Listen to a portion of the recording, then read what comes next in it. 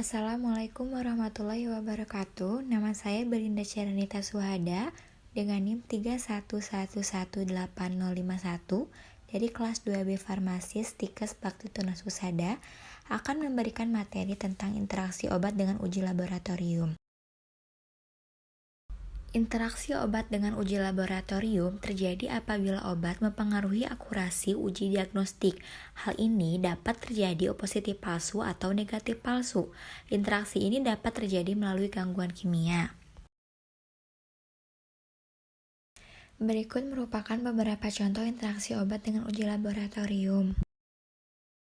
Yang pertama ada alkalin fosfat. Uji alkalin ini ada pada tes darah rutin dan dilakukan untuk mendiagnosa penyakit-penyakit liver atau tulang, atau untuk melihat apakah pengobatan untuk penyakit tersebut bekerja atau tidak. Kisaran normal alkalin fosfat dalam darah adalah 44-147 international unit per liter. Tingginya tingkat alkalin fosfat dalam darah ini mengindikasikan adanya penyakit dalam tulang atau liver dan konsentrasi akan meningkat jika terjadi obstruksi aliran empedu. Obat-obat yang berinteraksi dengan uji ini adalah obat antiinflamasi non-steroid akan menurunkan angka alkalin fosfat, parasetamol akan meningkatkan angka alkalin fosfat dengan mekanisme kerja, mengganggu metabolisme sel hati yang dapat menyebabkan nekrosis. Nah, terjadinya nekrosis ini akan meningkatkan angka alkalin fosfat. Bilirubin atau pigmen empedu merupakan hasil akhir metabolisme yang dapat memberikan petunjuk adanya penyakit hati dan saluran empedu. Terdapat obat-obat yang berinteraksi, yaitu diantaranya fenobarbital, dapat menurunkan kadar bilirubin dengan mekanisme kerja, meningkatkan aktivitas glukuronil transferase atau enzim yang digunakan pada konjugasi dengan asap glukuronat sehingga dengan cepat diekskresikan melalui empedu dan urin. Selanjutnya ada estrogen, steroid, dan anabolit yang dapat meningkatkan kadar bilirubin dengan mekanisme kerja, penurunan ekskresi bilirubin yang menyebabkan terjadinya hiperbilirubidemia yang disebabkan terjadinya gangguan transfer bilirubin melalui membran hepatosit sehingga terjadi retensi bilirubin dalam sel. Selanjutnya tes glukosa, ada obat-obat yang mempengaruhinya, diantaranya atenolol, dapat menurunkan konsentrasi glukosa dengan mekanisme kerja, menghambat glikogenolisis di sel hati dan otot rangka, sehingga mengurangi efek hiperglikemia. Selanjutnya ada kortikosteroid atau golongan glukokortikoid, dapat menurunkan konsentrasi glukosa dengan mekanisme kerja meningkatkan gluconeogenesis dan mengurangi penggunaan glukosa di jaringan perifer melalui hambatan transporter glukosa. Selanjutnya ada blood urea nitrogen atau BUN, adalah konsentrasi urea pada plasma atau darah yang merupakan indikator penting fungsi ginjal. Tes ini digunakan untuk melihat apakah ginjal bekerja dengan baik atau tidak dengan cara mengukur jumlah nitrogen yang berada dalam darah yang berasal dari urea. Kadar urin nitrogen yang normalnya itu adalah 3,6 sampai 7,1 milimol per liter atau 10 sampai 20 per desiliter. Obat-obat yang mempengaruhinya yaitu ada piroxicam. Piroxicam ini sedikit dapat meningkatkan kadar dengan mekanisme kerja penghambatan sintesis prostaglandin oleh obat antiinflamasi non-steroid. Selanjutnya ada vancomycin yang dapat meningkatkan BUN dengan mekanisme kerja, menyebabkan ginjal tidak bekerja dengan baik, pengeluaran urin nitrogen menjadi terhambat sehingga kadar dalam darah meningkat. Selanjutnya ada furosemid dapat meningkatkan BUN dengan mekanisme kerja, menyebabkan ekskresi glomerular sodium dan air yang tinggi atau 20-30% sehingga menyebabkan dehidrasi.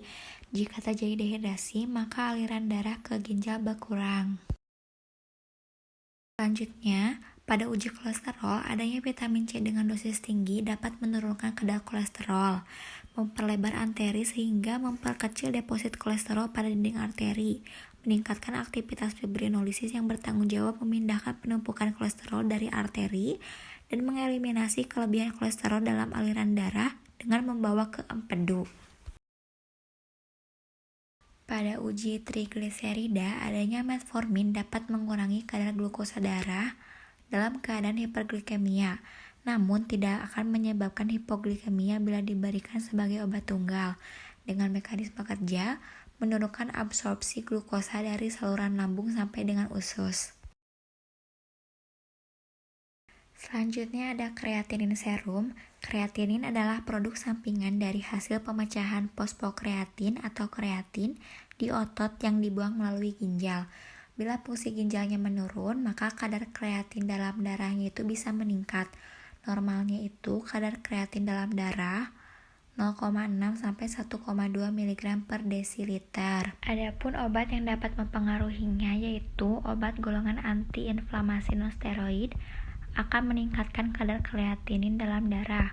Mekanisme yang terjadi pada obat golongan ini yaitu akan menyebabkan resiko menurunnya fungsi ginjal. Contoh obat golongan ini adalah diklofenak, indometasin, asetosal, ibuprofen, piroxicam, asamefenamat, ketoprofen, naproxen, meloxicam, oxaprozin, dan lain-lain. Selanjutnya ada amphoterisin B. Dapat meningkatkan kadar kreatinin dalam darah dengan mekanisme kerja, menyebabkan penurunan filtrasi glomerulus yang juga berakibat pada penurunan fungsi ginjal.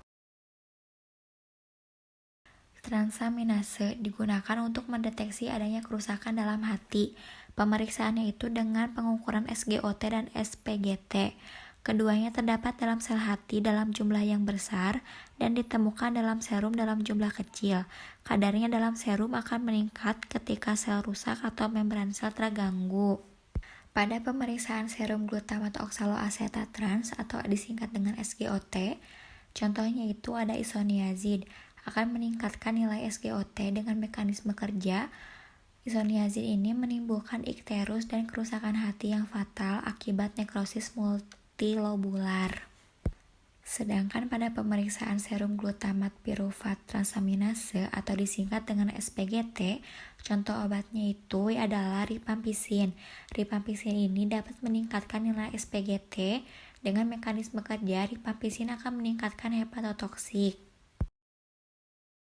Kesimpulan yang dapat ditarik dari presentasi ini adalah ketika akan melakukan uji pemeriksaan laboratorium diharapkan untuk menghindari penggunaan dari obat-obat tersebut karena dikhawatirkan terjadinya interaksi obat dengan hasil uji laboratorium sehingga hasil yang didapatkannya tidak akurat.